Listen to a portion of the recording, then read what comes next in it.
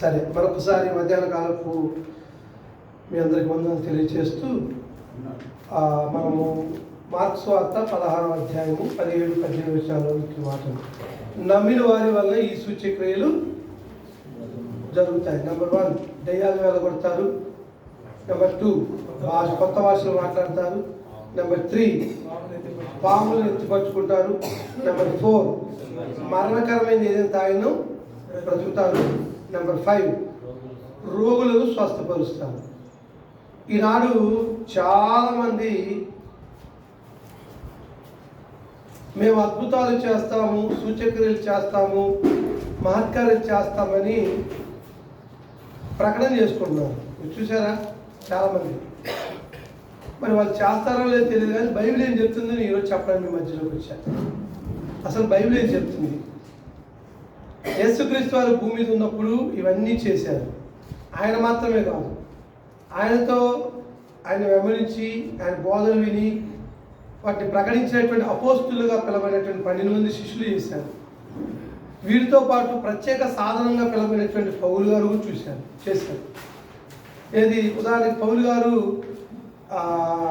వస్తుంటే ఆయన నడికట్టు తాగి చాలామంది శ్వాసలు పడ్డారు. అవునా?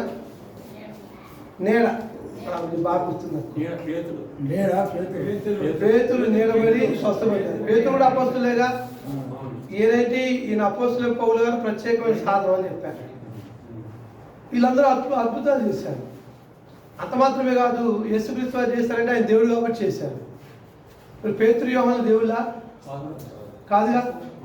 మరి అపోస్తుల కార్యం 3వ అధ్యాయంకి వెళ్ళినప్పుడు శృంగారం అనే దేవాలయం ఒకటి యెరూషలేములో ఉంది. అక్కడికి ఎక్కిపోతా ఉన్నారు. ఎవరెవరు? పేతురు యోహాను. అప్పుడు ఒక పుట్టి కుంటి వాడైనటువంటి ఒక వ్యక్తిని కొంతమంది మోసుకొని వచ్చి అక్కడ పెట్టారు. ఎందుకు? భిక్షాటన కోసం. పాపం యాజకత్వము, యాత్ర కోసం, యాచకం అడుక్కో. అమ్మ మాదాకాలం తల్లి అని అంటాం కదా. పో ఇవాళ లేదంటాం మనం, కానీ పెట్టాలి. మనం సద్దన్నం పెట్టద్దు, వేడి అన్నం, వేడి కూర పెట్టాలి. అప్పుడు మన పుణ్యం. చాలా మంది మిగిలిపోయిన సత్యాన్నం పాసిపోయిన పెడతారు. అది చాలా పాపం. అవునా కాదు? నీకు ఎక్కువగా దాచిపెట్టుకుంది, కానీ వేడి అన్నం వండి అక్కడ కూర్చోబెట్టి గంటసేపు కూర్చోబెట్టి వేడి అన్నం పెట్టి పంపిస్తే అది మన ప్రభువుకు పెట్టినట్టు. మత్తయి సువార్త 25వ అధ్యాయము 34 నుంచి లేఖనం ప్రకారము, నేను ఆకలితో ఉన్నాను, నాకు అన్నం పెట్టారా అని అంటాడంట. ఎవరు పెట్టావు నువ్వు? అన్నది కాదు. చాలా సీరియస్. ఎవరు మాట్లాడితే బయటికి వెళ్ళిపోయింది. నేను చెప్పేదాని కనుక చాలా జ్ఞానం ఉంది. నేను ఉత్తి చెప్పను. ఎప్పుడు అక్కడే ఉంటాడు. సరే, ఆయనకేదో చెప్తున్నాను వదిలేసి. ఇప్పుడు పేతురు యోహాను యెరూషలేముకి ఎక్కిపోతున్నారు. పాపం వాళ్ళ దగ్గర ఏమైనా దొరుకుతాయని చెప్పేసి ఆ పుట్టి కుంటి వాడిని భిక్షవాడు వాళ్ళ వైపు చూసి చేతులు జాపాడు. పేతురు యోహాను అన్నారు, వెండి బంగారాలు మా యొద్ద లేవు, కానీ మాకు కలిగిందే నీకు ఇస్తాను అన్నారు. ఆ రోజుల్లో వెండి బంగారము వాడుకలో ఉన్నాయి. ఏది? వస్తు రూపంలో కానీ, ధన రూపంలో కానీ, ధాన్య రూపంలో కానీ మార్చుకోవడానికి వెండి బంగారం ఇచ్చేవారు. మీకు ఇంకా తెలుసు కదా, కైసరి నాణాలు ఉన్నాయి తెలుసా? సందర్భం వచ్చింది కాబట్టి చెప్తాను. అన్నారు కదా, మనుషులు వందలా చెప్పాలా, ప్రైజ్లా చెప్పాలా? ప్రశ్న వచ్చింది కాబట్టి, సందర్భం వచ్చింది కాబట్టి. చాలా మంది ప్రైజ్లా చెప్తున్నారుగా. ఇంగ్లీష్ మీడియంలో కూడా ఒకసారి బయలుది. ప్రతి పత్రిక పౌలు గారు రాసి కావచ్చు, పేతురు రాసి కావచ్చు, యోహాను రాసి, ఈ పత్రిక వెనక ఏం చెప్తారు? One another greetings you, salute you. ఇంగ్లీష్లో ఉంది. ప్రైజ్ లార్డ్ అని లేదు. ప్రైజ్ లార్డ్ అని చూపిస్తే నీకు 100 రూపాయలు ఇస్తా.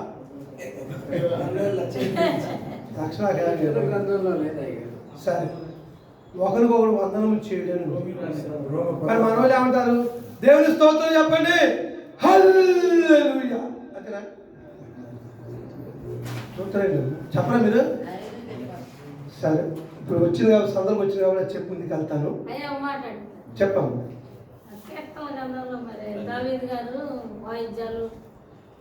నువ్వు నేను చెప్పేది వాయిద్యం నువ్వు చెప్పండి. దాన్ని చెప్పాలంటే ఆయన చెప్పాలి. ఉదయం చెప్పిన ఆయన ఏంటవా? దావీదు ఏ గోత్రికుడు? యూదా గోత్రానికి సంబంధించింది. ఇందా చూపలేదా? దినవృత్తాంత 29వ అధ్యాయంలో ఎవరు? లేవీని ఏర్పాటు చేశాడు. నువ్వు లేవిడి అయితే వాయిద్యాలు వాయించు, డ్యాన్స్ అయ్యి, లేకపోతే ఇంకోటి అంతే. నువ్వేం గొర్రెల రాసేవాడు వచ్చి నేను డ్యాన్స్ చేస్తాంట తప్పది. అందుకనే ఆమోసు గ్రంథం అంటాడు, దావీదు యొక్క పాటల్ని పిచ్చి పాటలు అన్నాడు. నా పాట పైకి పోతుంది, వాళ్ళు కలిపాలి నా పాట చెక్కలో మనం మంచిగా పెద్దమ్మా నువ్వు నా అంటావు కానీ అయిపోయిన తర్వాత డౌట్లు ఉంటాడు. నా పాట ఇప్పుడు ఏం చెప్పాలనుకున్నాను, ప్రైజ్ ఆడు అంటున్నారు అనొచ్చా లేదా? అంటున్నారు కాదు, అపవాది నేర్పించాడు. ఇప్పుడు మా సాధు ఆ మధ్య ప్రైజ్లాగా సీన్ అన్నది, నేను వందనాలు సాధాను. ఎందుకు చెప్పట్లేదంటే బైబిల్ చెప్తే చెప్తా. ఇందాక ఒక మాట అన్నాడు brother, wear the Bible speak we speak, wear the Bible silent we silent. అంటే అర్థమైంది మీకు? ఎక్కడ బైబిల్ మాట్లాడుతుందో అక్కడ మనం మాట్లాడదాము, ఎక్కడ బైబిల్ మౌనంగా ఉంటుందో అక్కడ మనం మౌనంగా ఉండాలి. అంటే ఒక మూసుకోమని అర్థం. ప్రైజ్లాగా చెప్పొచ్చా లేదా అది పరిస్థితి. ఇప్పుడు ఏం చెప్పాము, యేసుక్రీస్తు శిష్యుల దగ్గరికి పరిశీలన శాస్త్రులు వచ్చారు.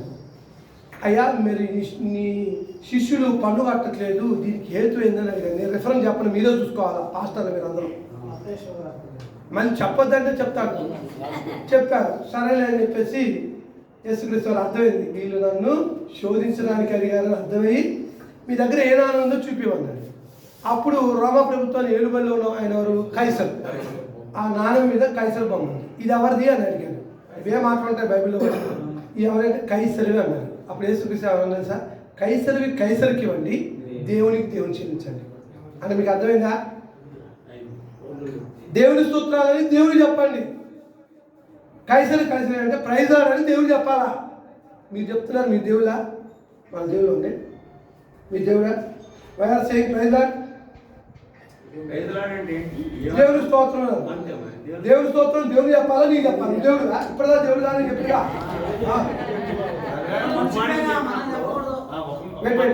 చెప్పు. గుడ్ మార్నింగ్ చెప్పినప్పుడు మీరు గుడ్ మార్నింగ్ చెప్పినట్లే మనం అందరం ఇద్దరం ఎవరు నేర్పించారు ఇది?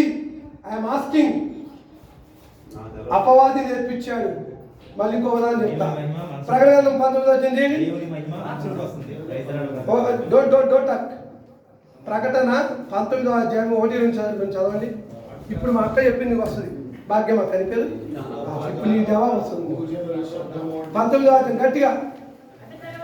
అటు తర్వాత బహుజన సమూహము గొప్ప స్వరము పరలోకమందు ఇలాగు చెప్పగా వింటుంది. ఎవరు విన్నారు? ఒక నిమిషం ఆ జ్యోతి. ఎవరు విన్నారు, ఎవరికి చెప్తున్నారు, ఎందుకు చెప్తున్నారు అని తెలియదు. అప్పుడు మీకు జవాబు వస్తుంది. అవును కదా? మీ జవాబు ముందు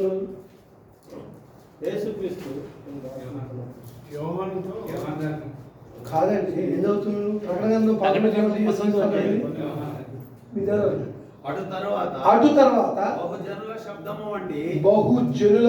వంటి గొప్ప స్వరము. ఎక్కడి నుంచి వస్తుందని స్వరం? పరలోకంలో ఎవరున్నారు? తండ్రి దేవుడు ఉన్నాడు, యేసుక్రీస్తు వారు ఉన్నారు, పరిశుద్ధాత్మ దేవుడు ఉన్నారు, 1000 దూతలు ఉన్నాయి. నువ్వు నేను కూడా అక్కడికి వెళ్ళాలి. అదేగా మన లక్ష్యం. వెళ్దాం ముందు. మన క్రైస్తవులు అయితే వెళ్దాం, లేకపోతే వెళ్దాం. అది చెప్తుంది. చదవండి. ప్రభువును స్తుతించుడి. చాలు చాలు చాలు.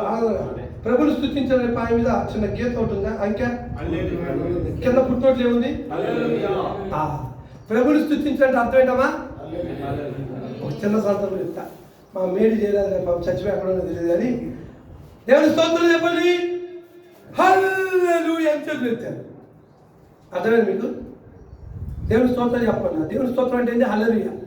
ఏం చెప్తాడా? దేవుని స్తోత్రం అని చెప్పమన్నారు ప్రజల్ని, ప్రేక్షకులు చెప్పండి, దేవుని స్తోత్రం చెప్పండి అన్నారు. వాళ్ళే ఉన్నారు హల్లెలూయా అని చెప్పారు. వాళ్ళని చెప్తారా? ఈయన చెప్పట్లేదు, వాళ్ళు చెప్పట్లేదు. ఎవరు మహిమ పొందుతున్నారు? అపవాది మహిమ పొందుతున్నాడు. జాగ్రత్త. మాట చేత కానీ క్రియ చేత కానీ మనం ఏమి చేసినను తండ్రి మహిమ అర్థమై చేయాలి, దేవునికి మహిమ కలగాలి. అవునా కదా? కొలస్సీల 3:15 ప్రకారం దేవుని స్తోత్రం చెప్పలేంటే హల్లెలూయా అంటే నిద్రపోయేవాడు ఉలిక్కి పడి హల్లెలూయా.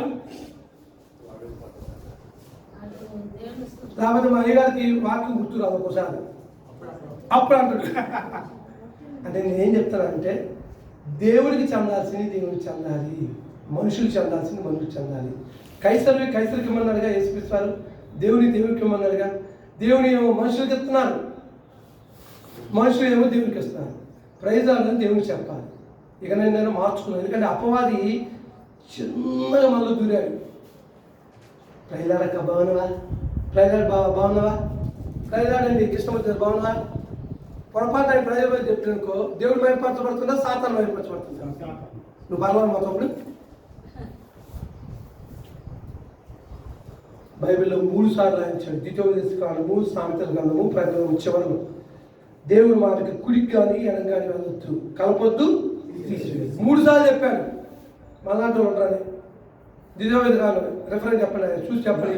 ద్వితీయోపదేశకాండం, సామెతల గ్రంథము 4:2. ద్వితీయోపదేశకాండం 4:2 ఏమన్నాడు? దేవుని మాటలకి ఏమీ కలపకూడదు, తీసివేయకూడదు. సామెతల గ్రంథము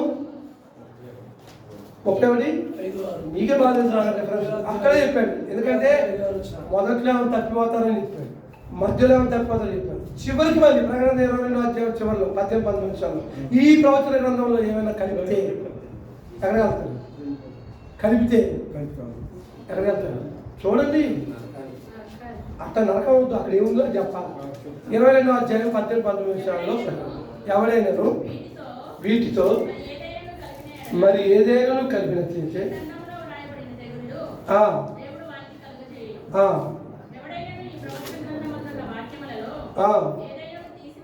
తీసివేస్తే